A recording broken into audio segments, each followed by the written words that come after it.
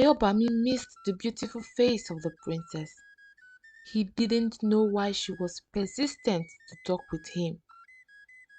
Just the few weeks he knew her, she had filled his life with happiness.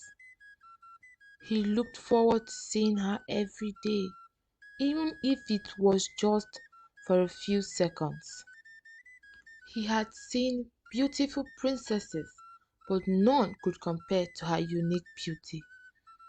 He never showed himself to her because he didn't want her to hate or avoid him. He believed she would if she got closer to him. He yearned to hold her in his embrace and tell her how perfect she was and what he felt for her. Bimpe returned home with the strange man in her heart. She wished that she had stayed longer to know him. She prayed that he would come for her. She didn't even care if he was a prince or not. She just wanted to know him. She continued her tour, and finally it was time for the last tour, and it was her turn to host the other princesses. Rooms had been prepared, awaiting their arrival. Bimpe, being a very beautiful and intelligent princess, was already having suitors coming to ask her hand in marriage. But she turned them down, being hopeful that the man from Oyo would come looking for her. The day that the princesses arrived, Bimpe was really happy to host them.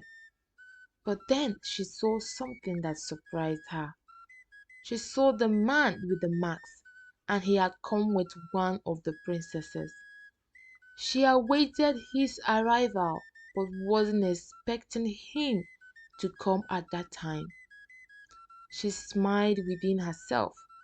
She made eye contact with him and caught him already looking at her. She had never seen him in broad daylight. His body build was firm, and Bimpe couldn't help but think about how he would look shirtless. Everyone settled in their rooms to rest from their travel. Bimpe was taking an evening walk when she caught a glimpse of the masked man. He looked so alone and was deep in his thought. She approached him and he immediately faced her. "You are the man from Oyo. Please take off your mask," Bimpe said. "I can't do that, my princess. It's best if I leave it on," Ayobami replied. "Why is that?" "You have seen what I look like. It will only be fair if I see what you look like," Bimpe responded. "I will show you my face at the right time. I promise," Ayobami replied. Bimpe was okay with it for the meantime. They spent most of their free time together. They have spent 3 weeks in Ile-Ife, and Bimpe wanted to see his face, but he would not agree. She became upset with him and avoided meeting him. Bimpe's beauty, and above all, her kind nature, had captured Ayobami's heart. He didn't like that she was upset with him, so he decided to do as she had asked. He went to the garden.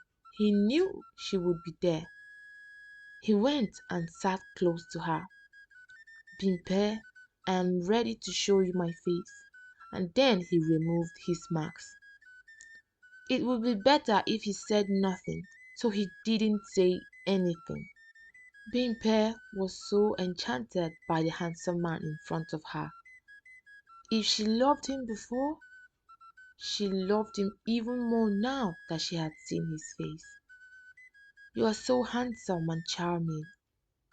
The look of admiration in her eyes. She slowly caressed his face, and Ayo closed his eyes to relish the feeling of Bimpe's hand on his face. I don't know why you have hidden your face from the world. I hope you can trust me enough to tell me why. If it's a secret, I promise to keep it safe. Just so you know, I trust you enough to tell you anything. Ayobami wore his mask and said, I trust you so much, Bimpe. You are the only woman apart from my family that is not disgusted by me. Disgusted? Why would anyone be disgusted by you? Bimpe asked. Ayobami explained his problem to her and how he hadn't been able to find a solution since then. As he talked, he became emotional. Bimpe hugged him and rubbed her hands on his back to calm him down. Ayo, thank you for sharing this with me. I promise to always be by your side. Ayobami, I really like you, even before I knew you. But after seeing what you look like, I think I have fallen in love with you. Do you feel the same way about me? It's okay if you don't. Ayo looked at her in amusement. Even after hearing about his predicament, she still confessed her love for me, he said to himself. Don't conclude just yet. Bimpe, you are indeed a rare gem. I love you, Bimpe, from your smile to your laughter and your kind heart. You are just too good to be true. I would be a fool not to love you. I was really scared you would reject me like the others. Right now, I can't imagine my life without you, but I doubt your father will accept me. I'm scared to lose you, Bimpe, Ayo said, pouring out his heart to her. Bimpe wasn't expecting to hear all this. She was happy to know that Ayobami felt the same way for her. I will always be with you, Ayo, now and always, Bimpe said. They hugged each other and they felt so content. Ayo brought out the amulet and tried to give it to Bimpe. She refused to take it. I want us to meet again, and to be sure of that, I want you to hold on to this a while longer, Bimpe said. And Ayobami agreed. Bimpe stood up and pecked him on the cheek and bid him good night. Ayo smiled because he felt so good. He had never had a girl care for him as much as Bimpe did, and he was determined to fight for their love. Firstly, he would look for a solution for his problem. Only then he was sure her father would accept him as a son-in-law. When Ayobami left Ile-Ife, Bimpe talked to her father about her love for Ayobami. Her father shunned her immediately. What? You love him? How long have you known him to conclude that you love him? You can't and won't marry him. I will not approve of it. He is sick and I won't let you get married to a sick man, her father said. You know about his predicament? Bimpe asked. I am friends with his father, but that doesn't change a thing, he said. But father, I love him. Don't you care about my happiness? Bimpe asked. I care enough about your happiness. That's why I am making this decision for you. You will marry Prince Tayo, and that is final. I do not want to hear about this, the king said. But I don't love him. You will love him when you get to know him. He is the best man for you. We will take advantage of this before someone else does. Akin, talk some sense into your sister, the king said, stomping away. Akin, Bimpe's brother, tried talking with her, but she ran away crying. locking herself in her room and refused to come out. Funke went to her daughter's room for them to have a discussion. Bimpe, my daughter, you know I love and care for you. I am saying this because I don't want you to make a big mistake that you might end up regretting. I don't know this Ayobami you speak about, but I can tell you love him. As for Dayo, I know he is a good man and he cares for you. But I can't force you into something you don't like. I only pray that the gods lead you into the right hands, Funke said to her daughter. King Dayo, a kind and lovely man, came to the palace to see Bimpe, but she was not willing to meet with him. She only came out when her mother persuaded her to. I am honored to see your beautiful face, my queen. I am not your queen, so don't call me that, Bimpe said. I am sorry, but in my heart, you are already my queen. I have come to meet with your father to discuss your marriage rights. I can't wait for you to become my wife, Dayo said, looking at her beautiful face. Dream on, Dayo. I will never marry you, Bimpe said. I know you don't love me now, but I will continue to fight for your love, he said, walking away. Bimpe was confused. She only wants to marry Ayobami, but her father is standing in the way of their love. Ayobami, sitting in the garden in the moonlit night, held the amulet and was thinking about Bimpe. Then he took a good look at the amulet. He had tried to open it on countless occasions but was unable to. The liquid content was bubbling and this was strange. He had been in possession of it for many months and not once had it had that reaction. He tried to open it and to his amazement it opened. Immediately he felt like something was in control of his body. He gulped the liquid and he felt so strange all over his body. And then he fainted. He woke up the next morning with little memory of what had happened the previous day. His sister was with him and she asked him what had happened, but he said nothing. That maybe he was tired. After some rest, he told his father that he needed to go someplace important, and then he took off. When he got to Ile-Ife, it was Akin he saw. Akin refused to allow him into the palace, but he begged, saying that he just wanted to see Bimpe and that he would never bother her again after this time. Akin agreed and told him to be quick about it. Ayobami met Bimpe, and when she saw him, she threw herself into his arms. Ayo, I've missed you so much, but I wasn't expecting you to come here. How did you get in? She asked him. I missed you too, Bimpe. I heard about your soon marriage to King Dayo, so I have come to say goodbye. I really love to spend forever with you, but it seems our destiny says otherwise, Ayo said. Don't talk like that. All of this was not my doing, but of my father's. Let's elope together.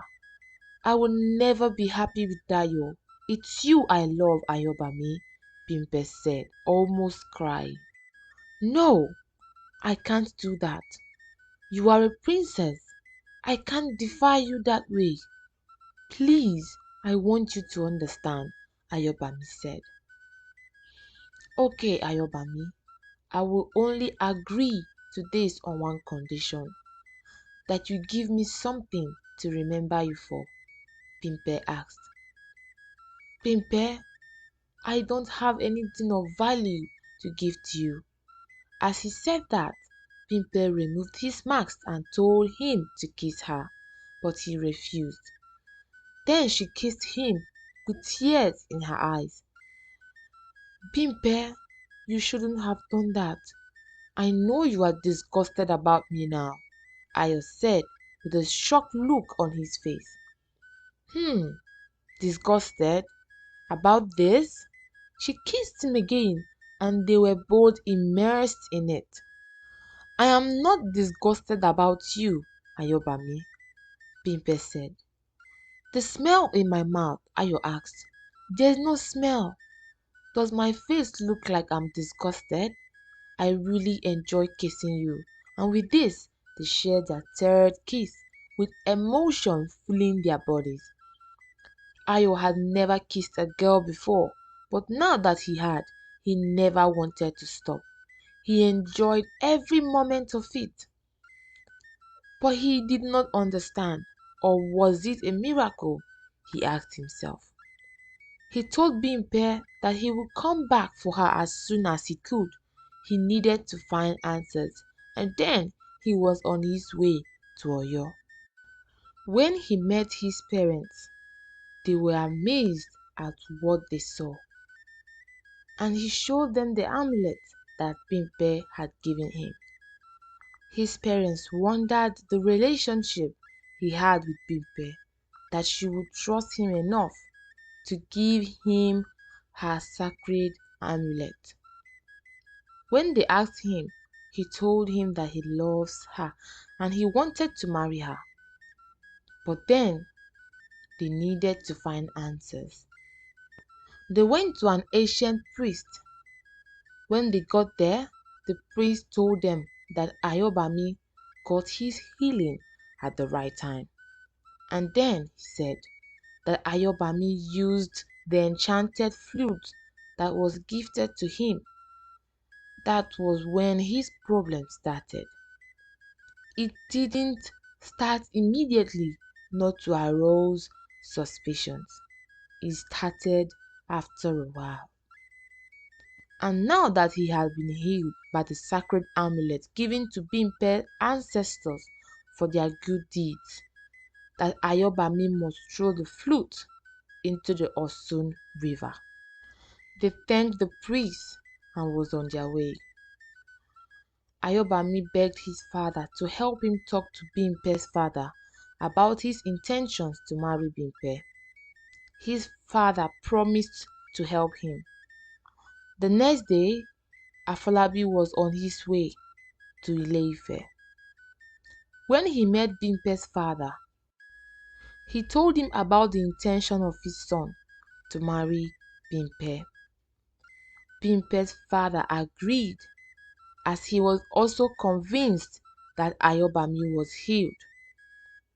Bimpe was so happy. She could finally be with the man she loved. They got married after a while. They couldn't be more happy with each other. The love Ayobami had for Bimpe motivated him to write her a poem, and it was in the mouth of many for a long time.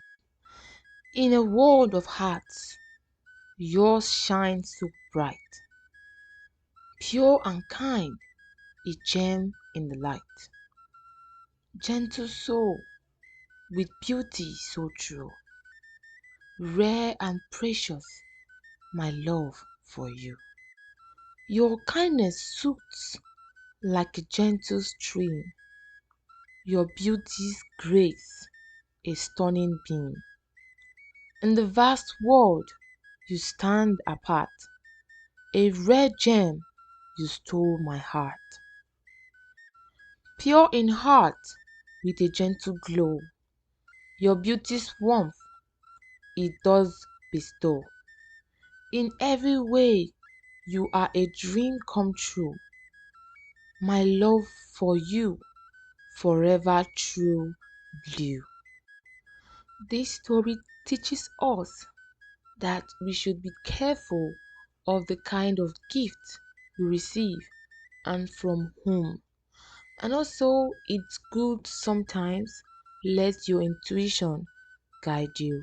Thank you for watching, and I hope you enjoyed this story. Don't forget to like, comment, and share our videos. See you in our next one. Bye.